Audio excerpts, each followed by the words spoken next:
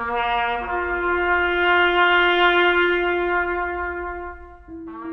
January, the Board of Agriculture set up a women's branch with the aim of organising a female workforce to replace the farm workers who had joined the armed forces. Dame Muriel Talbot was appointed director and formed the Women's Land Army, sometimes called the Forgotten Army. The first Women's Board of Agricultural Inspectors were appointed, as were women officers for each county in England and Wales, whose job it was to look after the welfare of the recruits. A national appeal for volunteers was made in May, when farmers were visited and encouraged to employ newly trained women recruits. Supplied with a uniform consisting of brown trousers, brown shoes, knee-high wool socks, fawn shirts and a green pullover, the women did various jobs on the farms: milking, ploughing, digging and field work. They had an agreed pay and working hours, although some were underpaid by the farmers, usually by being overcharged for their accommodation, and during harvest time worked well over their agreed hours. Soldiers from India were among many armies from the British Empire who fought for Britain in World War I, and they fought in all areas of the world. One of them was Manta Singh, who at the Battle of Neuve-Chapelle in March 1915 rescued a wounded English officer and used a wheelbarrow to take him from the battlefield. Singh was also wounded, and both men were taken to England. Singh was hospitalised in Brighton, where the Royal Pavilion, the former residence of the Prince Regent, son of King George IV, was one of 3 buildings in the area that had been transformed into a military hospital, providing 722 beds for Indian soldiers. Of the 3 military hospitals in the town, the Royal Pavilion became the most famous. Many photographs were taken of the building and its patients and reproduced as postcards, which sold in their thousands in Brighton. The photographs were also included in a book which was distributed in India, possibly being used as propaganda to show how well the British government looked after their colonial soldiers. Sadly, Manta Singh died from gangrene after his leg wounds became infected. 3rd of May 1917, Brighton District Hospital. It is 7 o'clock and evening is drawing in. Another day is coming to a close. The heat is dying down and a cool breeze is slowly creeping in. The evening sun looks ugly, like an inflamed wound in the sky. Inside the building, the wards are mostly peaceful, with only the sound of the ticking clocks and the occasional whispers. Now and then a few voices are heard from the corridors. I have to start my evening round soon, which I have to complete before supper is served to the soldiers. I've been working here for almost 2 years now. I remember when this building used to be the village hall, but at the start of the war it had to be converted into the small hospital. There are just 2 wards with around 100 beds, but sometimes we have to squeeze in a few extra. There are 2 doctors, and with just 10 nurses, our workload is heavy and our days and nights are long and busy. Often we get extra help, whereby the 2 cooks help us with serving the meals and the 4 cleaners help us with the patient's personal needs. I know we are lucky to have this hospital and these facilities, but I do wish more could be done. More nurses, more patient beds, more medicines and bandages. Times are hard for everyone, everywhere. There are shortages of all produce, most of all food. Living standards have plummeted. Every day I see more and more injured soldiers being brought in. Some are as young as 18 or 19 years old, barely men themselves. Others with young families or elderly parents. These men carry with them war diaries and maps, letters from their loved ones and photographs of their families, giving them hope, the will to live, to survive the war. I worry more for those left behind. What is to become of them if these brave souls die? Every family seems to be losing someone. How long will this war last? How many more lives will it claim? It seems like a hopeless situation. I feel helpless, sometimes angry, and at times scared. A few days ago, a young soldier was brought in. He was just 26 years old. He had been transferred from a London hospital as he wanted to be near his family here in Brighton. He had been badly injured. He had lost his left leg from below the knee on the battlefield. There were several gunshot wounds to his body and serious head injuries. The doctor said he had lost a lot of blood. He fought hard for his life, but eventually succumbed to septicemia. He leaves behind his young wife and his 4-year-old son. His poor wife was devastated. Her world had collapsed around her. Her pain was so profound and too inexplicable for words. I can still see her face.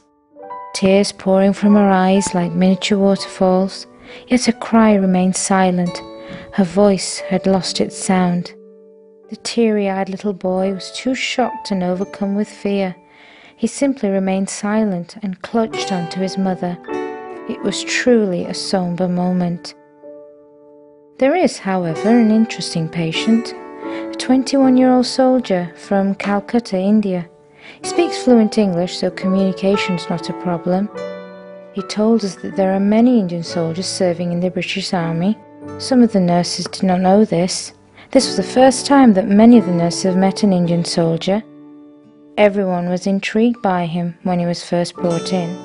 His large lotus-shaped eyes, his golden complexion and the ebony black hair have made him quite popular with the female staff. A lot of the nurses were quite taken to him.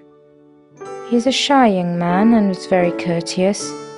Despite the pain of his injuries, he always greets everyone with a big warm smile. He was shot in the back of his right leg. Though he will still be able to walk, doctors say he will have a permanent limp. His back was badly burned, which will heal in time, though leaving permanent scarring. Then there are the cuts and bruises and other war wounds. He is recovering well and will be going home soon.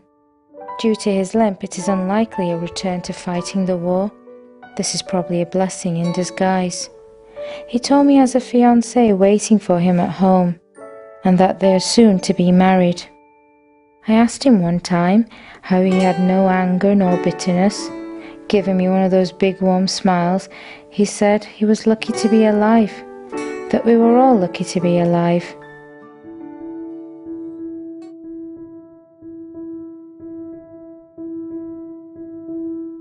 As more and more men were being recruited for the war, so the role of women in Britain grew as they took over many more jobs in industry, transport and commerce. 3 services for women were founded in this year. The Women's Royal Army Corps, the RACs, was founded in January, and members worked as drivers and telephonists, with a few of them being sent to France to serve as cooks and waitresses. The Women's Royal Navy Service, the Wrens, employed women as signallers and maintenance workers on weapons, for example torpedoes. The Women's Royal Air Force, the RAFs, was used mainly as drivers and fitters. Like many wars before it, World War I was a catalyst for improvement in the treatment of wounds and sickness.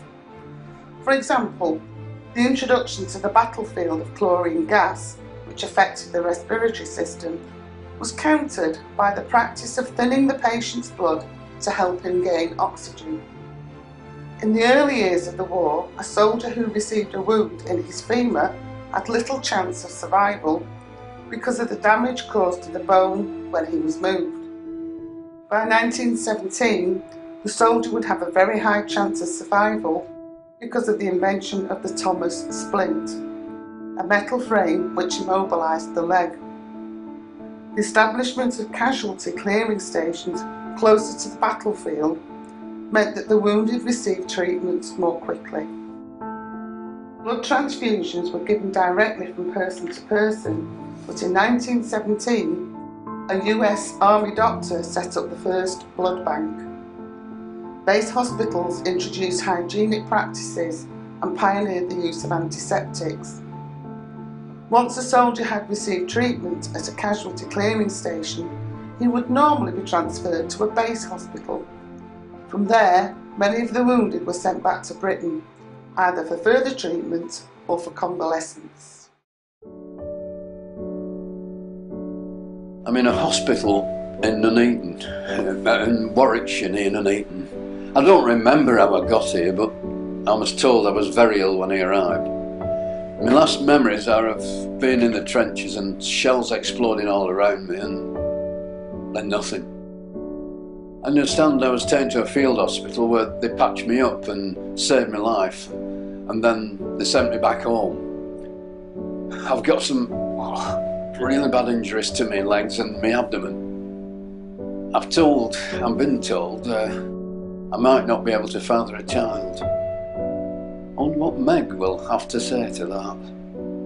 My lungs are in a pretty bad condition too, but because of the mustard gas, but they say plenty of fresh air is the recommended cure. My discharge from the army is on the cards. Thank God I won't have to go back to that hellhole. But I'm getting a bit ahead of myself. I want to get back to a hospital near my hometown of Tyldesley in Lancashire. I hope it'll be Peel Hall near Little Alton. Then Meg and my mum and family can visit me. I've only had one visit from them, and since I got here, and that's 2 months ago. It's too far away and money's tight. My mother and Meg were heartbroken when I enlisted. I didn't need to because I was working down the mine and I was earning good money. But Lord Kitchener got to me and some of my mates and I got to sign up to help the country. We thought that way it'd be a great adventure. It was anything but. I tried to look forward and never to look back to the cold and filth and hunger and fear and filth in the trenches, but only time will tell if I can get over it. Go on, nurse is coming. There is a letter for you. Thank you. Oh, it's from Meg. I'm frightened of opening it. I must if I'm to find out if I'm to keep on looking forward. She has heard me bad news. And she says as long as she has me, nothing else matters. What else could a bloke ask for? Oh, the other thing she says is, can I make an honest woman of her? She also says we can live with her mother until we get a place of our own. Oh, nurse is doing the rounds again. She's got another letter for me. Yeah, you're very lucky. Another one for you today. Ah, see what this one is. It's a letter from the War Office. It's a warrant, a travel warrant to get back home. I'll be picked up by ambulance and transported to guess where? Peel Hall Hospital. You can visit me then. I'll be officially discharged after a spell of rehabilitation. I won't be going back. Please, nurse, can you get me some paper and pen, and then I can write to Meg and my mum. I'll bring it for you in a minute. I'll visit you over. I'm going to make a vow never to look back. Just take each day as it comes and enjoy the rest of my life with Meg and my family. I hope I can do it.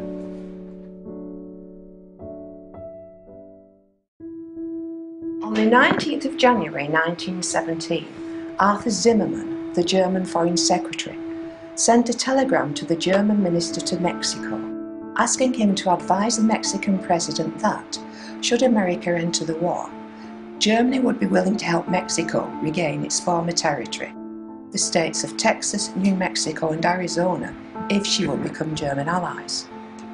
They also offered financial support. Unknown to Germany, British intelligence had a copy of their code book, which had been taken early in the war from a captured German ship, and the telegram was decoded. Hoping to protect their intelligence sources, the British did not pass the message over to US President Woodrow Wilson until the 24th of February, and it was published in newspapers on the 1st of March. Despite provocation from Germany, the sinking of the Lusitania, sabotage at US docks, and the declaration of unrestricted submarine warfare to commence from February 1917, America had resolutely stayed out of the war. but the contents of this telegram caused total outrage. Any doubts about the telegram's authenticity were quashed on the 29th of March, when Zimmerman gave a speech in which he confirmed that he had sent the telegram. On the 6th of April, America declared war on Germany and its allies. On the 9th of April, a snowy Easter Monday, a combined force of British, Anzac and Canadian soldiers attacked the heights, with the Canadians being assigned to assault the Vimy Ridge. The assault had been rehearsed for weeks, and British tunnelling experts had built tunnels, often very close to German trenches, so that they could reach the ridge unnoticed. Squadrons of the Royal Flying Corps were assigned to support the Canadian forces with reconnaissance and artillery attacks. After 3 days fighting, the Canadians controlled the ridge, which remained under control of the Allies for the remainder of the war. The courage of Canadian troops at Vimy Ridge has received much praise and is regarded as the defining moment of their national identity. General Haig, however, was keen to start another offensive, despite opposition from France, his own staff and even Prime Minister Lloyd George. With support from Conservative members of the coalition government, he committed his men to battle. On the 7th of June, the fighting resumed near Ypres. 10,000 Germans were killed when 22 mines, which had been placed in a tunnel under the German-held Messines Ridge, were detonated.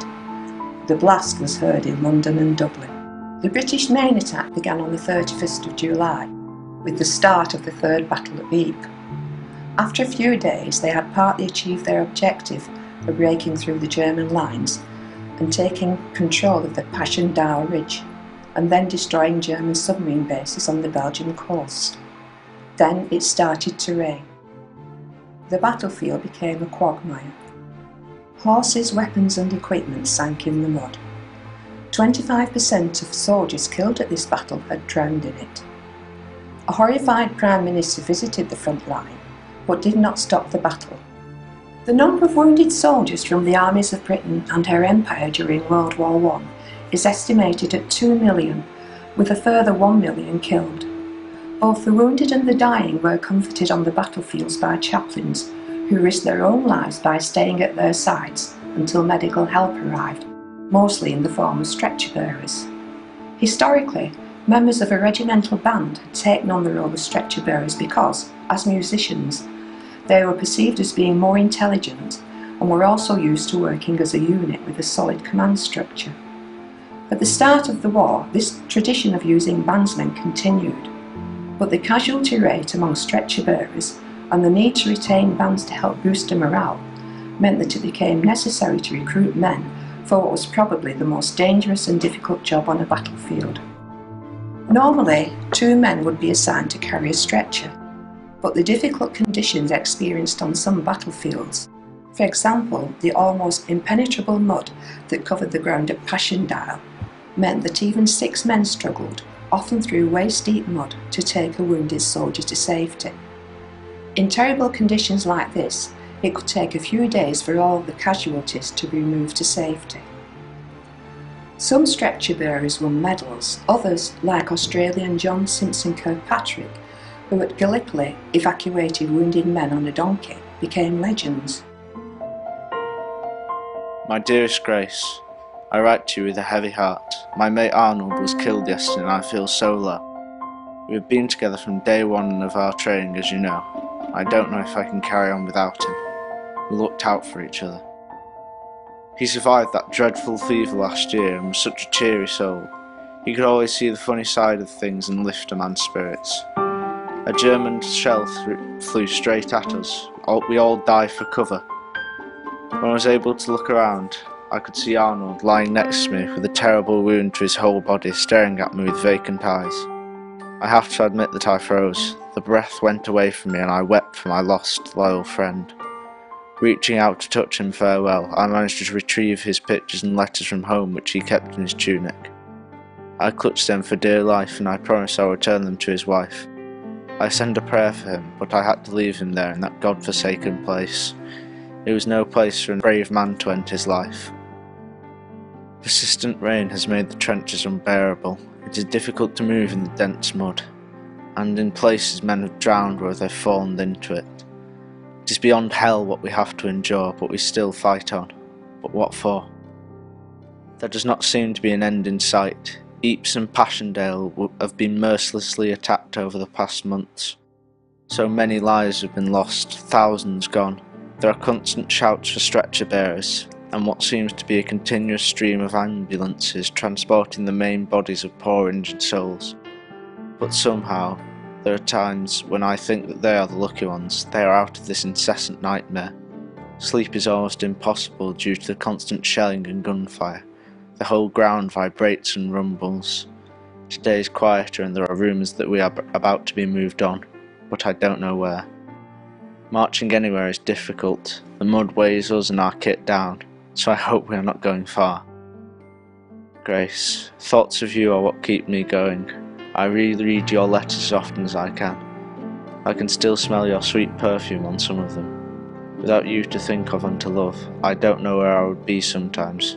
You make this rotten life 10 times more bearable. My eyes are getting watery now. Oh, how I wish I could have you here to hold me close and kiss me. I love you dearly. I pray every day that I will be with you soon. Take care, my darling. I know that you are thinking of me and praying for me. It helps me so much. Hopefully our life together will start properly very soon. With all my deepest love, Tommy. Dearest darling Tommy, I'm so dreadfully sorry to hear about the death of Arnold. It must have been so hard for you. Keep strong, my dearest. I'm so proud of you and everything that you're coping with, despite the appalling conditions. Surely the end of this cannot be far away. So many families are affected by the loss of so many men. Many families are going to need so much support when it's all over. So will the men. Christmas gets harder to celebrate, as it does not seem right to do so when you and thousands of others are fighting for our freedom. We did our best though, for the sake of the children, as they don't really understand what's happening.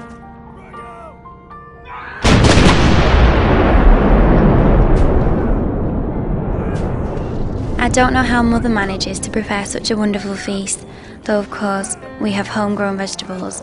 Mr. Roberts managed to provide a tasty chicken, turkeys in a short supply. The hospital is as usual inundated with wounded men. It just never seems to end. We tend to them with kindness and compassion. Some want to only talk and we give them as much time as we can, but it's difficult. My eyes are closing with tiredness, but exhaustion is now something I'm used to. In 2 weeks' time I will have a week's leave. As well as sleep, I am hoping to make some curtains for our bedroom. Our little house is looking quite homely now, with Mother's help. Our wedding picture is in the pride place of a small table in the sitting room. I so long for you to be there to share it with me. Some of the girls from the hospital have asked me to go to tea dances in the town hall, but I don't go. I couldn't go without you. When you are home, will you be able to go and celebrate being together again? Won't that be wonderful, to be in each other's arms and dance? I love you so deeply. This long time apart only makes me love you more, my darling. This New Year's Eve again, I send you all my love. My thoughts and prayers are always with you. Come home soon.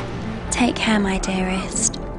I hope your next letter brings me better news of your state of mind. May 1918 bring the end of the war, your safe return and a happy future for us. With my fondest and deepest love, Grace.